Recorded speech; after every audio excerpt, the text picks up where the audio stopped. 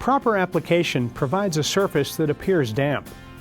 After dampening, use a standard speed buffer with a Bona conditioning pad to scrub the floor. The floor should appear to be slightly wet after scrubbing it. If it does not, you may not have applied enough Bona prep with the string mop. Stop and apply more prep, then try scrubbing again. You do not need a vacuum during this step. This process cleans the floor to ensure any foreign material is removed. It also conditions and prepares the old finish to optimize the adhesion of traffic. After applying prep, immediately tack the floor with a MicroPlus mop, dampened with prep before it dries. Be sure to work the leading edge of the mop to collect dirt and debris in a fashion that does not allow the dirt to escape and redeposit on the floor area that you have already tacked. This will ensure optimal pickup of any dirt or residue.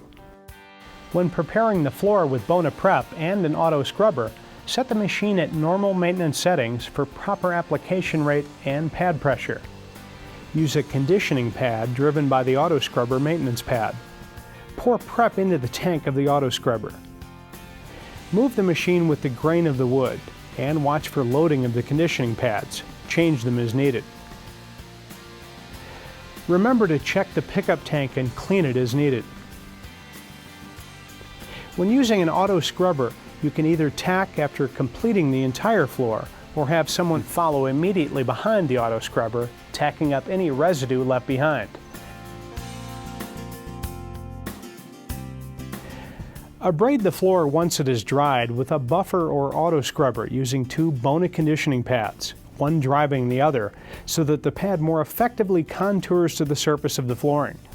Beveled edges and any visibly unabraded areas that can't be reached by the buffer should be done by hand. This step will ensure the abrasion of edges next to any overwood and in the grain pattern, and optimize adhesion of the finished top coat.